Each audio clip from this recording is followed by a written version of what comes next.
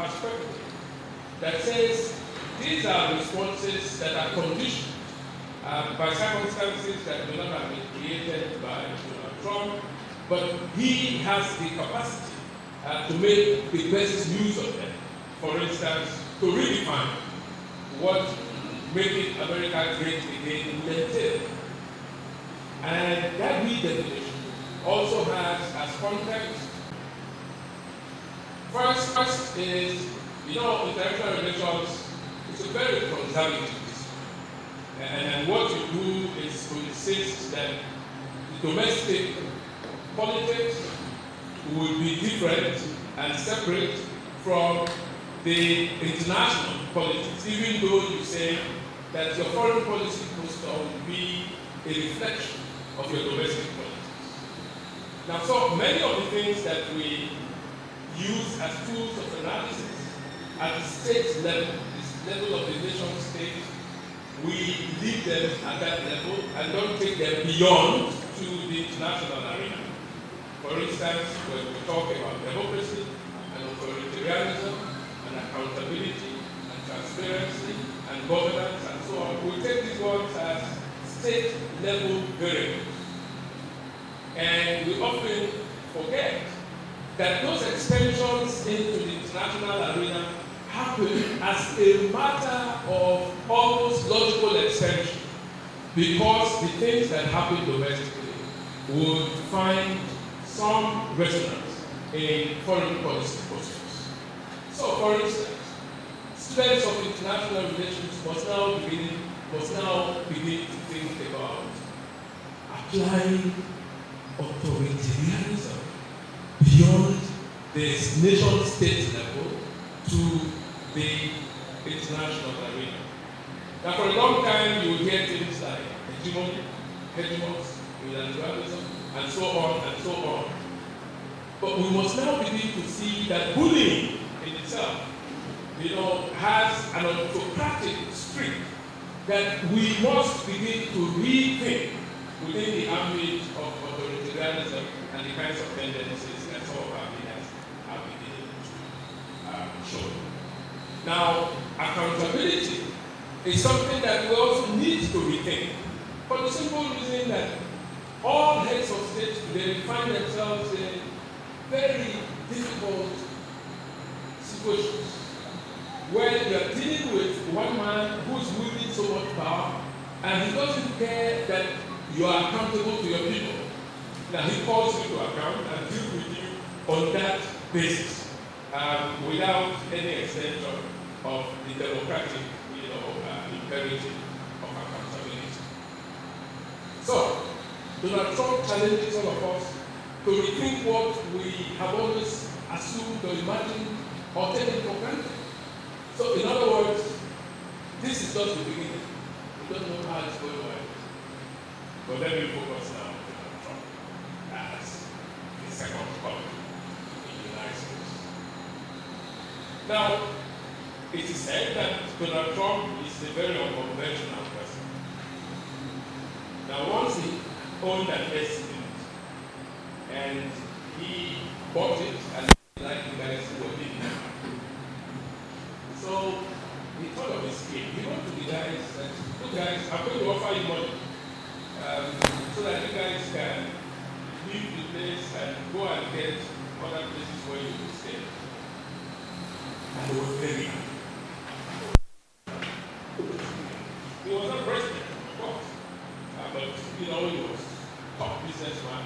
He just wanted to have an estate that was like no other estate in the United States.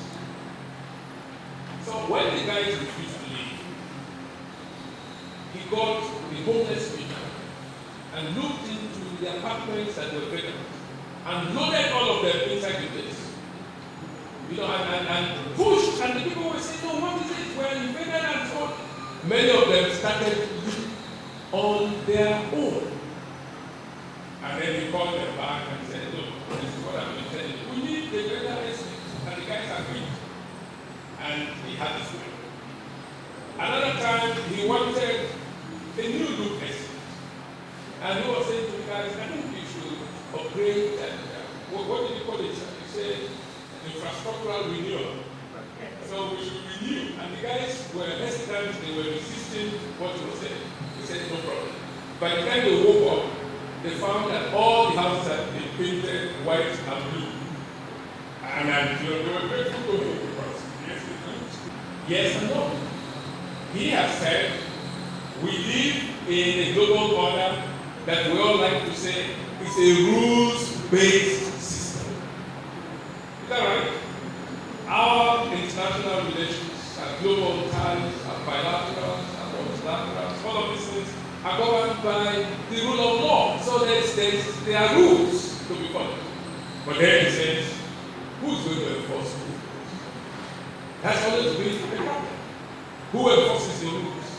And because rules are not enforced as they should, every once in a while you find a Donald Trump who comes in to fill the gap. And who then enforces those rules to suit what he wants. And, his own interests. And don't we know that we have always said that in the international system, they are the gatekeepers, those who are in charge of this system. For a long time, this is a Western order, and therefore all of the things that have come have been authored and enforced by Western powers for Western interests, and so on. So, those of us from Africa and from Nigeria are very strong on the sanctity of a rules-based global order. And so we find it, a little odd and strange when people come and break the rules. We've seen that in Russia.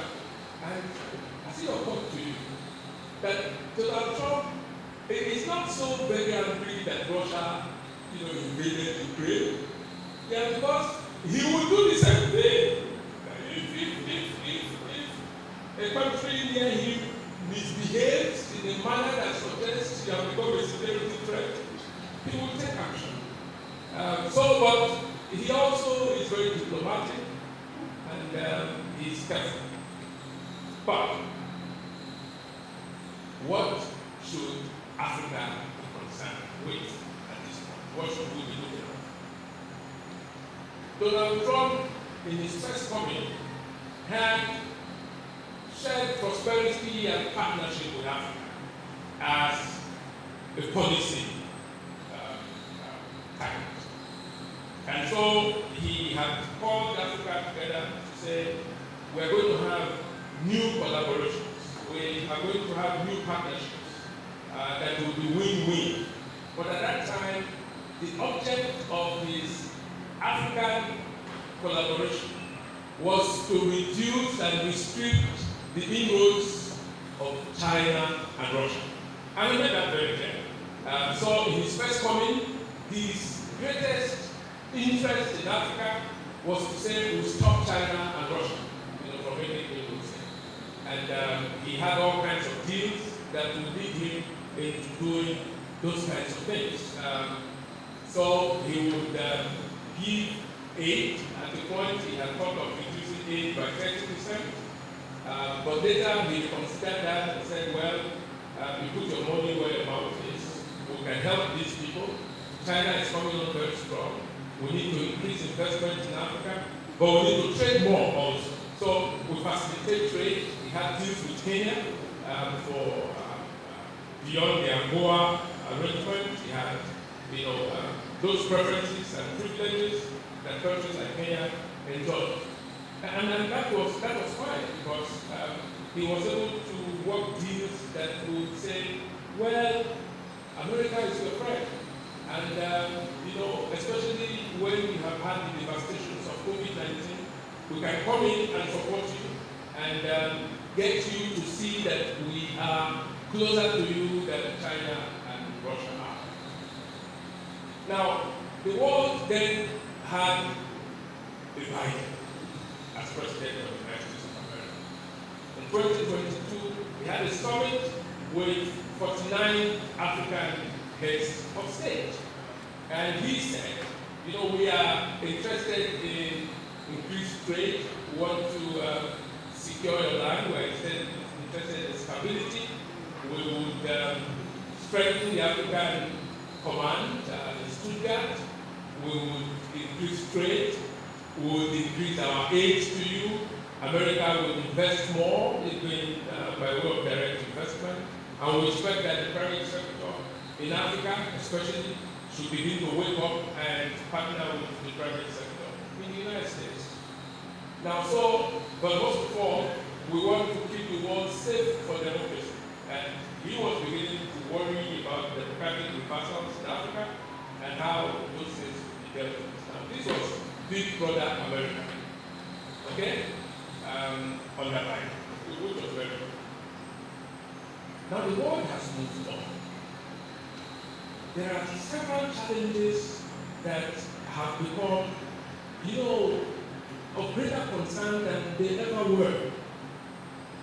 One of them is energy. For Trump, in his first coming and under Biden, America was dealing with energy transition. But today, it's no longer energy transition, but energy security. Is that right? And that leap, that transformation, is not simply a nomenclatural, differentiation. It is something that is saying, look, the transition would have America first. So we will secure our own internal sources as well as the external sources that will feed us. So in signing the executive orders, that he started his office with, there were a couple of things that he signed that would have had direct impact on Africa. The first is energy security. Okay? Now, in his first coming, he was very clear that part of the deal we want from you is if you guarantee us access to sources of energy transition, we will do business with you. But now for energy security, it's even more difficult because he wants assurances that we will get access to those strategic minerals, the kind of thing that is doing with Ukraine. Now, there is a payoff. So you do this, we will do X for you. Second, he says, we can no longer afford free lunch. So we must cut back on so-called humanitarian aid. And he targets the USAID. Now, one of the things that, Trump can be very hyperbolic. So he says, there's even a country called Lesotho. Who is the head of the country called Lesotho? We are giving them money. And it's such an insignificant country. So you see what he's saying is, for us, it is American first. So if you don't matter to us, you don't exist. So he says we cut back on that. He's also talked about the abuses of the aid that came under USAID and so on. Now, those cutbacks have direct implications. Whereas Biden kept saying that American engagement in Africa will now embrace civil society and the private sector, you will find that the cutback on USAID grants and other grants are directly suffocating civil society. I don't know what you have found out, but many of the big civil society groups in Nigeria that have been doing things over the years are now in trouble. Yeah, because they have told them the funds are up. We're not going to give you money anymore. Now, he has not only done this, he has also said for climate change agreement, no more deal. So America is going to deal with matters outside of the agreements that you have had. And then he talks about the use of American resources like oil and gas. And he says, we will optimize our benefits for the sake of America. And also look elsewhere to see how we can shore up all of this. So he's not shy to say, we'll sell oil, we'll sell gas, we'll be in the market, and we'll do all the things that you guys do. So America is no longer postal. Now, in terms of security, that's fantastic. Every person is, security is every person's business. But it says, America is no longer going to be able to say to you, we'll pick your security. You take charge of your security. Most of all, he says, the WHO, this multilateral platform that have been, he calls them parasites, because they've been taking American money forever. He's drawing back and cutting back and denying them, any kind of funding. He now also is ready to asphyxiate the United Nations. Why is he doing this? Because he wants to create more room for bilateral relations and for unilateral action. So that he can reduce the scope for collective action on the basis of platforms like the UN and deal individually with countries the way he's doing now. So you can isolate and deal with everyone. So this is all so well laid out, and he knows what he's doing. What are the implications, of these developments for us in Africa? The first is, and I saw this, is the Carnegie endowment. They have policy groups, and they say Trump is ready to fix Africa. What a headline. That everyone has shied away from doing it, but he has finally said, you know what? You wake up. You must do for yourselves what you want. We are not going to come to spoon feed you anymore. It's time for you to use your resources to get what you want. But for us, we are interested in lithium, for instance. And so we go into Congo and say, look, would you let us get lithium? If you let us get lithium, we will intervene to ensure that this war will be reduced and there are things that you can get as well. So it's a deal at the time, and he gets his pound of flesh for every little thing that he does. Now, so he goes into Sudan and he says, look, who is interested in these kinds of things? If there is sweet oil from Sudan, we will use it, and that will be it. Now, so Trump is all over the place. In the Sahel, we've had those problems, and there are changes. People are challenging. The United States, stranglehold on resources in the name of providing security and protection in the fight against terrorism. And they're saying, this is the same thing you have told us from day one, but and so on. So all of these things are happening. And Trump is turning the world upside down. But most of all, then he says, if these guys still don't know the kind of business that I want to do, I will give them a tariff war. And so he has gone to town, he has said, look, we would retaliate. Everything that you do to America will get back at you. But he's the one throwing the first bomb, and waiting to see how people react. And then he said, okay, it's okay, we can talk about that.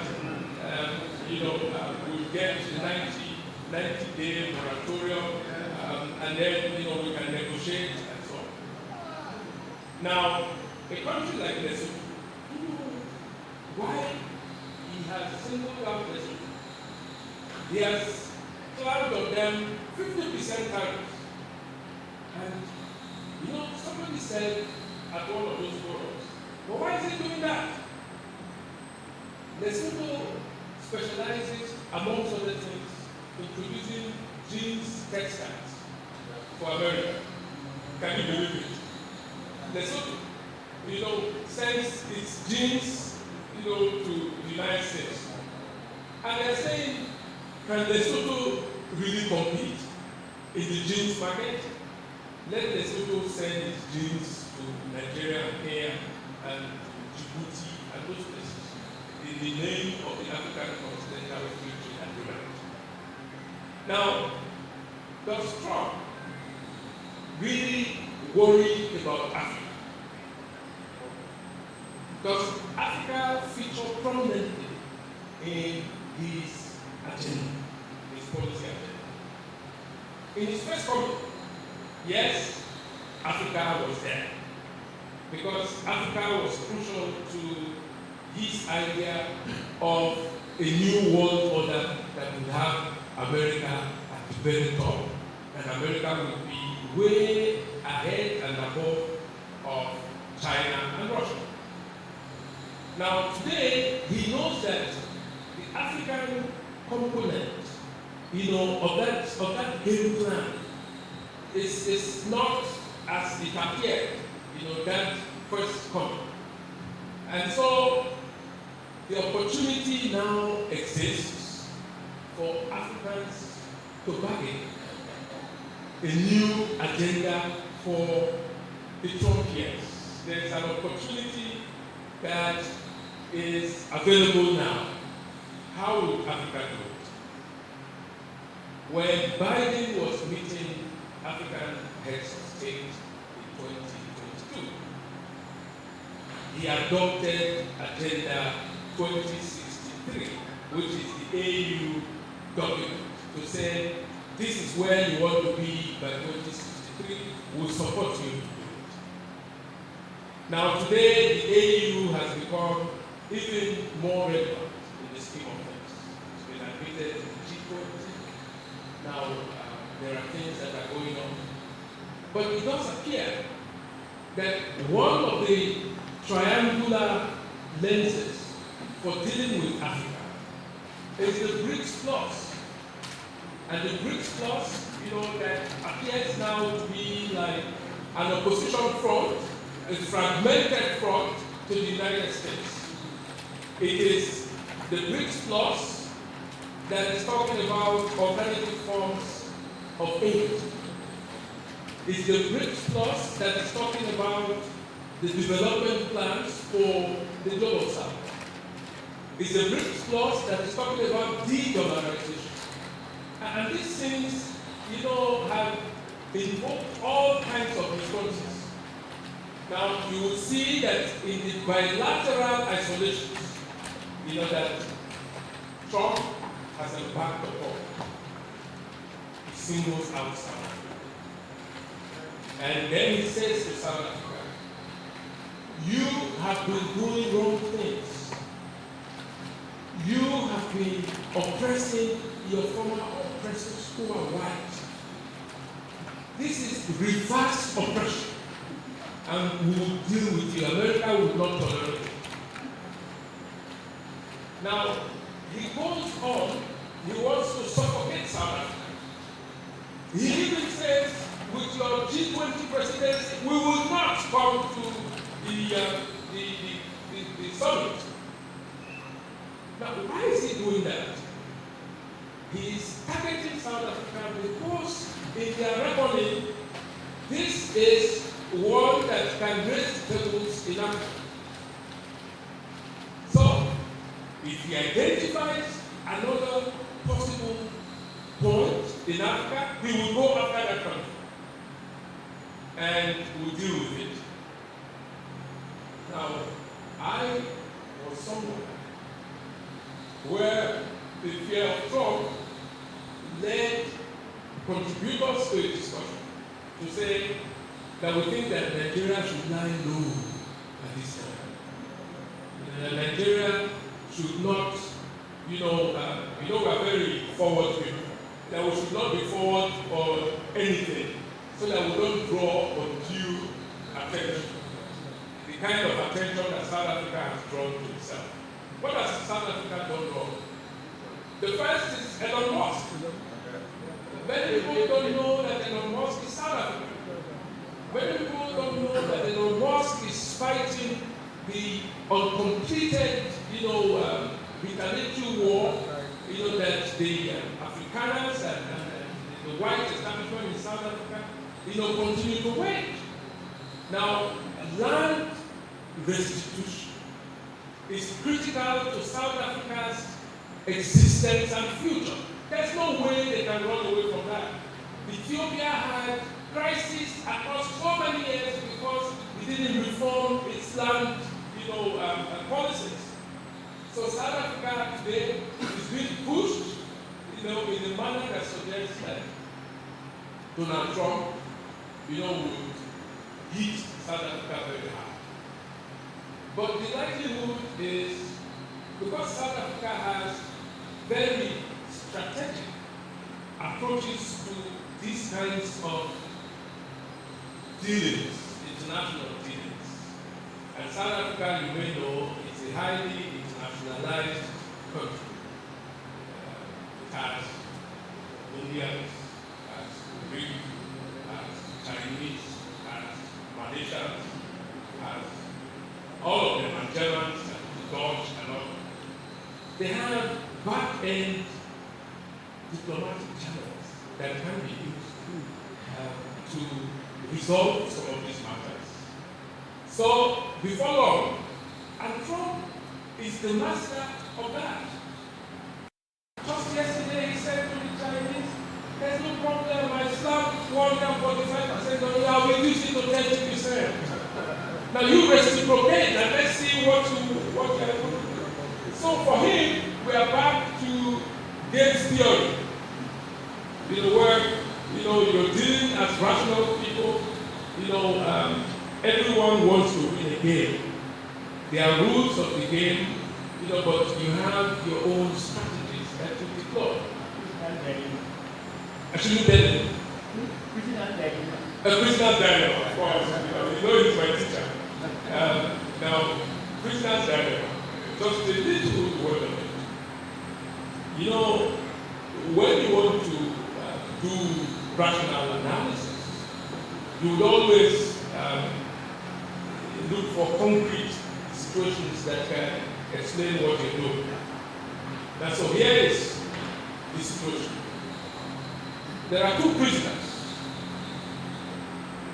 that are suspected to have collaborated in the robbery case. Okay? So, you pick one prisoner here, apart from the other prisoner, and you say to this one prisoner, listen, if you confess, we will give you a plea bargain. We can give you, very light punishment. So rather than jail you for life, we'll jail you for 10 years. And the period you have spent here will count towards the 10 years. And by the way, your friend has confessed that you both robbed. And when they say, I'm not a criminal, but I know how criminals think. There is a code of conduct that criminals follow. You are your brother's keeper. You don't betray me.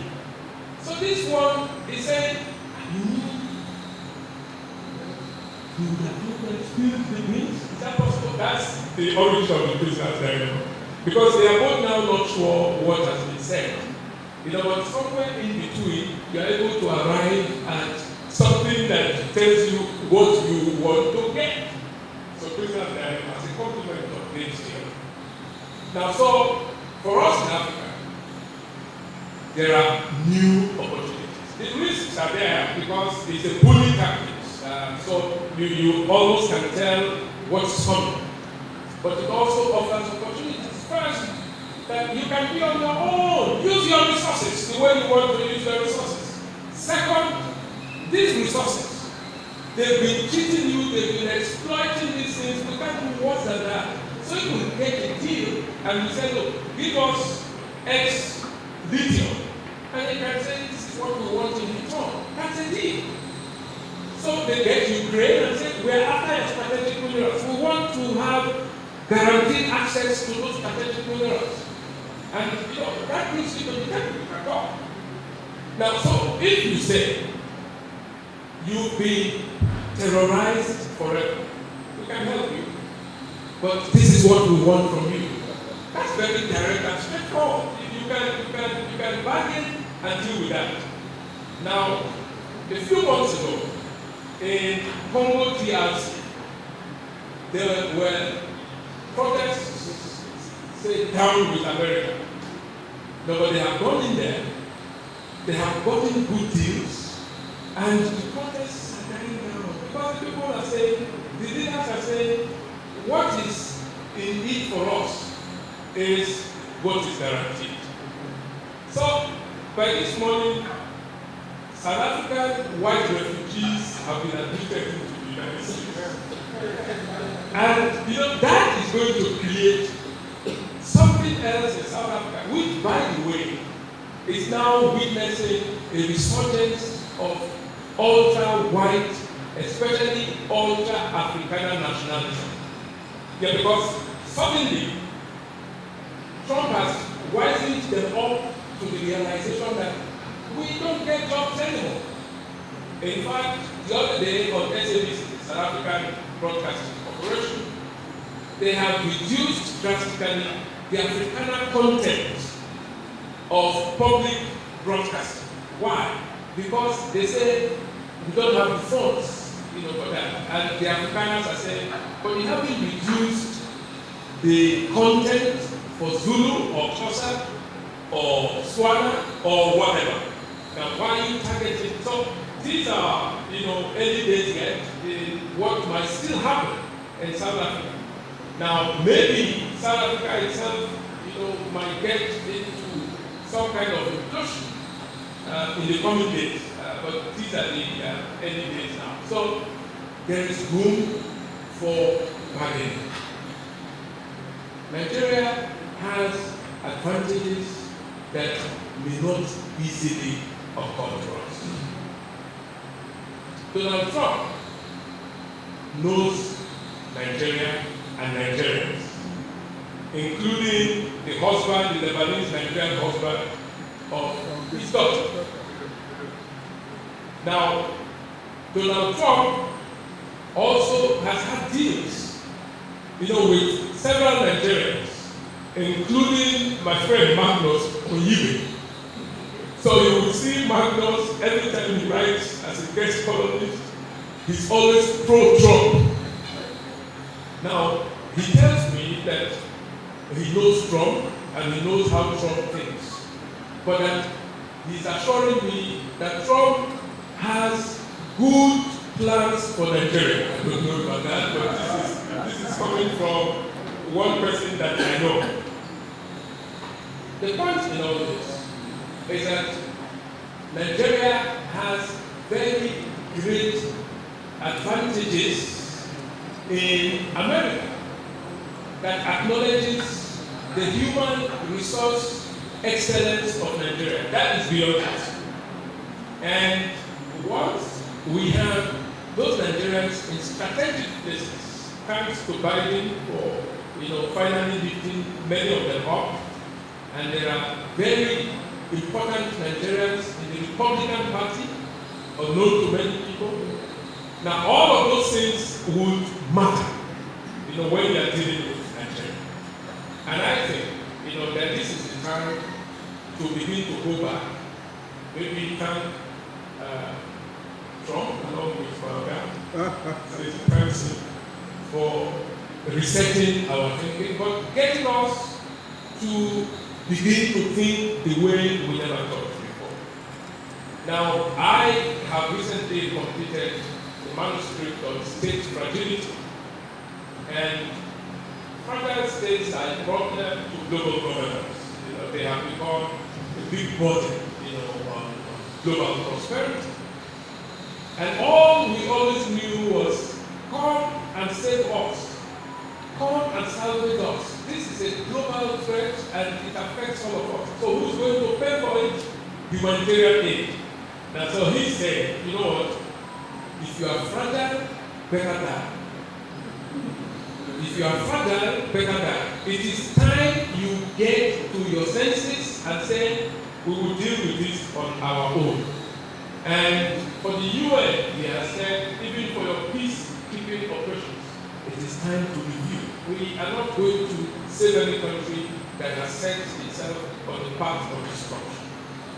Now, at the end of it all, I think, that Island Club must congratulate itself for providing a forum like this that has enabled us to look at Trump in the second coming, to see that he has a world that has changed, but which he also wants to change in the image of America to make America great and greater and greatest. But he has said the way to deal with these smaller countries is not to give them the platforms that allow them coalition power, is to de-emphasize those arenas and isolate them, dealing with them one by one. So it is not likely that Trump would convene the kind of America-Africa summit that Biden, convened. But if he does, and one hopes that he does, there will be a final opportunity to say it's a new dawn in Africa. Because after all, Biden began by saying the future of the world lies in Africa. Africa has what it takes to change humankind. We have the resources, the strategic minerals, they are there. The demographic board, the one that gives us the advantage forever. The African continental free trade is the largest, in the world. It's the largest market. But most of all, Africa is very strategic in the ocean wars that are ongoing and the ocean wars that will still come. So he cannot but do business with Africa. And I think that knowing that, we must get all of us together to maintain, reformat, and adapt ourselves to the very complex things. I am sure that after the initial problems that we have seen, reality will dawn in, especially because the domestic environment in America will respond in a manner that will probably help us to temper these things and bring some more sanity to what Donald Trump is doing. And then we can all say the world can be reset again with us and Trump. I thank you for this opportunity. I'm very grateful. Dr. Rotimi, Olasode Manus, distinguished elders of Highland Club, distinguished chairman of the occasion, and my former minister, General Ike Iwachukwu. Our guest lecturer for the evening, Professor Osage.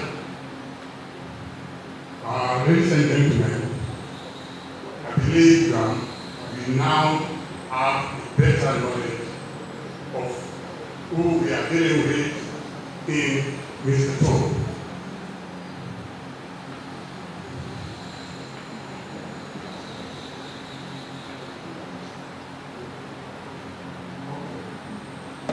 We have listened to a man who is not only vast in his area of competence, a man who has general knowledge of what to expect in human relations. And I have broken it down to us of who we are dealing with in the new world order.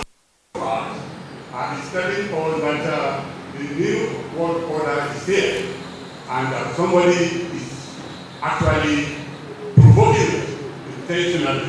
And whereas, for me, and perhaps a few of us, we have thought why all these happenings in the world. we are taught there are certain standards, certain policies that run Western democracy.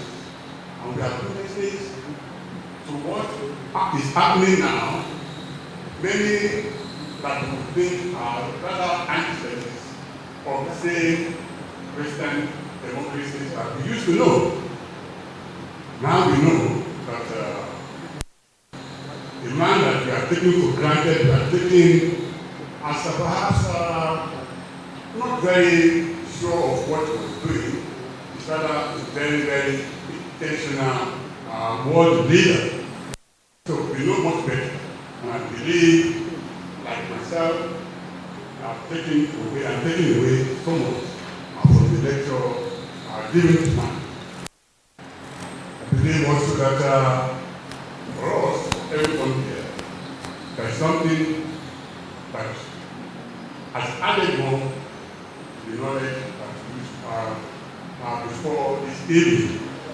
So the floor is now open for us to share some of those questions that you might have or some observations that you want to raise.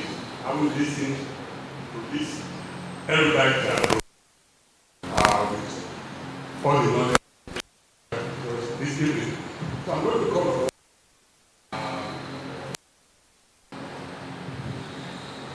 up to the cause of the heart.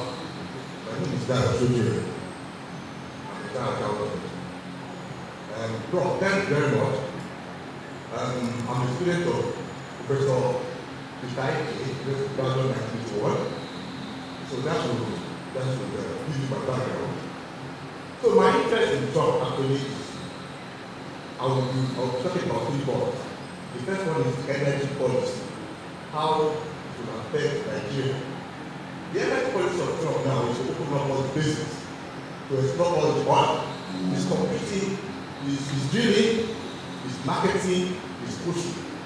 And my take is that America can afford to produce a barrel of oil, $2.5 per barrel.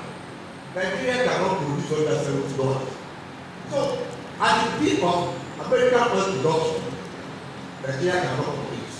Nigeria will cease, the budget will collapse, and the economy will rise. So I want to take on this. The second one is on the spending policy. Trump has virtually his spending policy is there. He doesn't believe in climate control, doesn't believe in climate policy. So his policy is to reverse all climate change back to square one. All alternative energy is going to collapse. So we are going back to the era of fossil fuel.